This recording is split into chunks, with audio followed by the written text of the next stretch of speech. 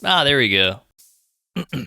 On April 16th, 2019, the official Minecraft Twitter account made this tweet. Within said tweet was the announcement that the most influential video game of the last few decades would be receiving an adaptation to the big screen. Now this, as you can imagine, was big news. Ever since the game's monumental rise in popularity, people have been pondering what exactly a Minecraft movie could look like. Would it be fully animated to try to faithfully adapt the simplistic charm of the game? Or perhaps it would be live action, an ambitious reimagining of Minecraft's 3D sandbox. Whatever the case may be, the reveal of a Minecraft movie being in the works was the beginning of a collective sentiment shared by many.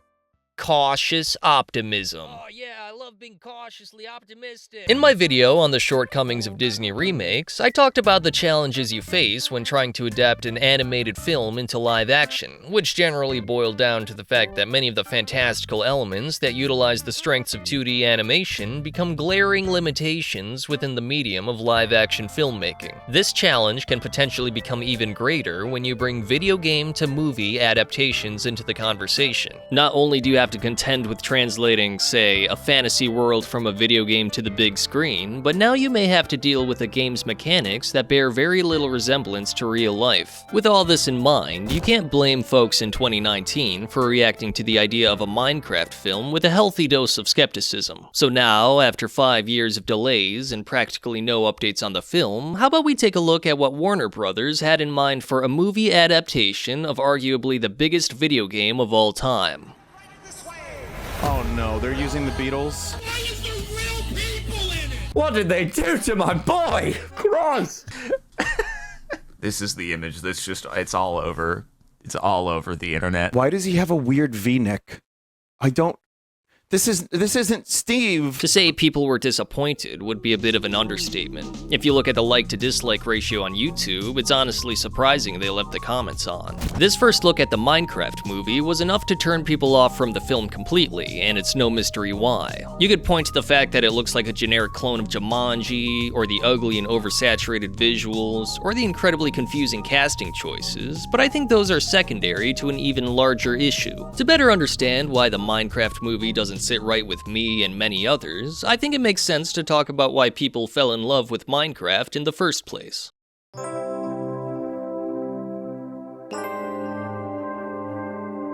When Minecraft first released back in November of 2011, the charm was immediately apparent. Being a survival exploration game with an emphasis on building, people instantly fell in love with the freedom the game provided. Whereas other survival games had comparatively little to give in terms of creative expression, Minecraft leaned heavily into its identity as a sandbox game, having a level of autonomy that allowed you to build practically whatever you want. Of course, this isn't to say that there weren't any limitations. Although there are over 700 unique blocks you can gather within a virtually infinite procedurally generated world, each block is the exact same size with a few exceptions, and all of them fit onto a 3D grid. This meant that even though you have an expansive toolset of unique blocks to build with, it wasn't too complex to the point of being unapproachable for less experienced players. The relative simplicity of the game also meant that whatever you ended up making, people could immediately recognize it as something built in Minecraft. This leads us to my biggest problem I have with the Minecraft movie.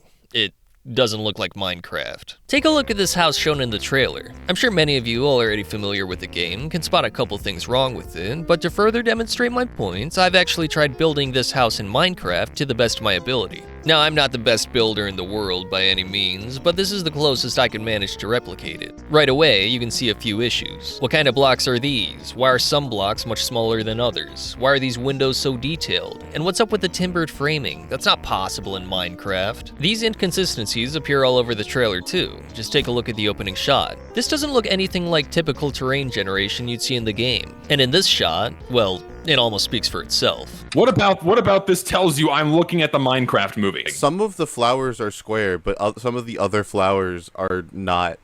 Right! You're right! That. Just from the glimpses of the movie we've seen, it feels as though the art direction was as shallow as saying, oh hey, Minecraft is a world made up of blocks, let's make everything vaguely square-shaped and call it a day. There seems to have been a fundamental misunderstanding, or more likely, a conscious dismissal of Minecraft's visual identity in favor of a poor imitation. And so a reasonable question that you could ask would be, why would they go in this direction for the film? A hyper-realistic portrayal of Minecraft with real-life actors and ugly farm animals seems like a far cry from how the game is remembered. Well, one could argue that the world of Minecraft is far too limiting to be adapted faithfully into a film. With its largely uniform voxel aesthetic, there's no way you can make a movie out of this without some serious creative liberties, right? I mean, just take a look at the in-game player model. With its stiff movement and unbending arms, not to mention that all the characters would more or less be the same size and shape, it's going to be a real challenge to be able to create an enjoyable film with such a limited...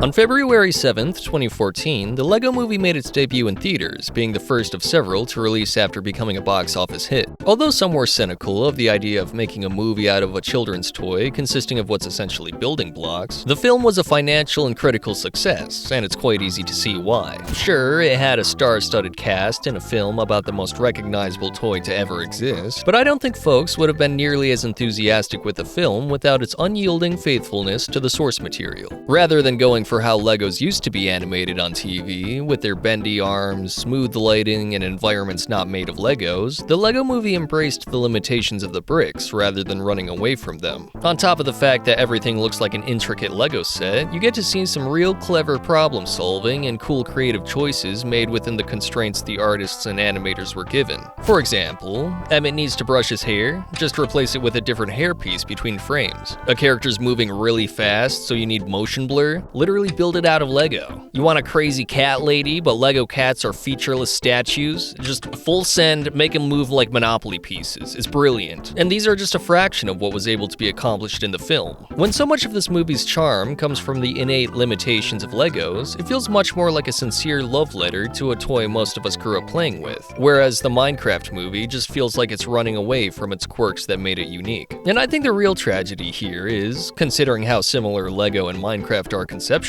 we very well could have seen a completely different Minecraft movie than what we're getting. I mean, in terms of broad strokes, there's plenty of similarities. Simple, highly stylized characters, a world with a strict internal logic of how things should look, obvious themes of imagination and personal expression. You'd think that since both films are produced by Warner Brothers, they'd simply look at the LEGO Movie as the de facto guidebook to turn Minecraft into somewhat of a spiritual successor, working within the limitations of the world they were given to adapt. Can you imagine how the LEGO Movie would have looked if they adopted the same reasoning as the Minecraft movie producers? I shudder at the thought. I find it somewhat heartbreaking that this adaptation of Minecraft may be the one and only opportunity we get to see the game come to life on the big screen. A real shame considering, well, just take a look at what they were working with.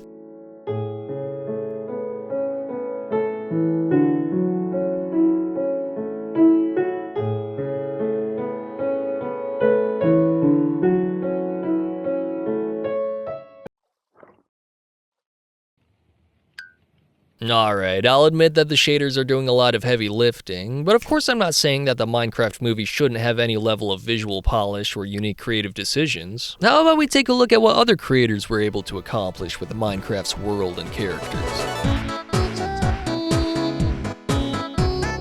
Within the decade and a half that Minecraft has been out, there have been countless artists and animators putting their own creative spin on the franchise in a bunch of really cool ways. Some of the more popular interpretations of Minecraft as a setting include the many fan animations you'd find on YouTube, usually made in 3D software such as Blender or Maya. But there are also artists who use more unconventional techniques to capture Minecraft's unique atmosphere. Take, for example, the work of DyoudiM on Twitter. I've rarely seen anyone capture the deep loneliness and quiet serenity of Minecraft as effectively as this artist. The style feels kind of similar to impressionist painters such as Claude Monet or Georges Seurat with all the little dots of color, and I think that's real neat. Not only does this artwork embody Minecraft's atmosphere in a way that's more evocative, but also far more authentic than, say, a high-budget movie set piece. He makes some great stuff, and if you want to support his work, I have a link to his socials in the description. Going into the animation side of fan-made Minecraft media, what you can find there is also incredibly impressive, such as the work Quantum Crab has done on YouTube. His ongoing Golem series is some of the best Minecraft has looked animated, utilizing a mixture of 2D and 3D that I haven't really seen anyone do before. before. The backgrounds, although maybe a little too off-model for a Minecraft movie, are pretty awesome, and I really dig the design for the Iron Golem. With his massive torso and little legs, the exaggerated proportions double down on Minecraft's already stylized characters without becoming unrecognizable or losing any of the charm of the original. I'm also really into the pastel colors and painted look of it. It kinda reminds me of some of the concept art for Minecraft, and I'd be much happier if Warner Brothers went more so in this direction for the film.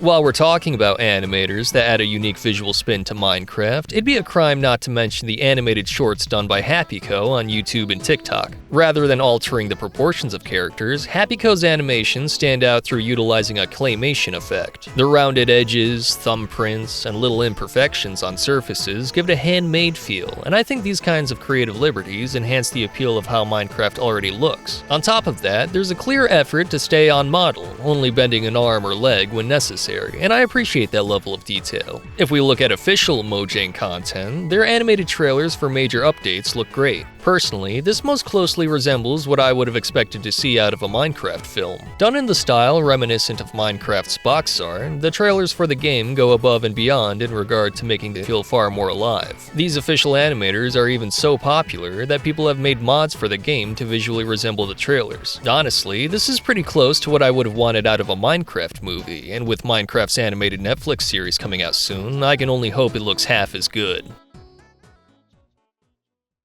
Well, I think I gave more than my fair share of unsolicited opinions about a movie that's not even out yet. And hey, maybe when it does finally come out, I'll be delightfully surprised. I know it doesn't really sound like it, but I'd like to think that a live-action Minecraft film could work. But part of me is just annoyed that the movie adaptation of the most creatively empowering game of a generation isn't being facilitated with one of the most imaginative mediums of film.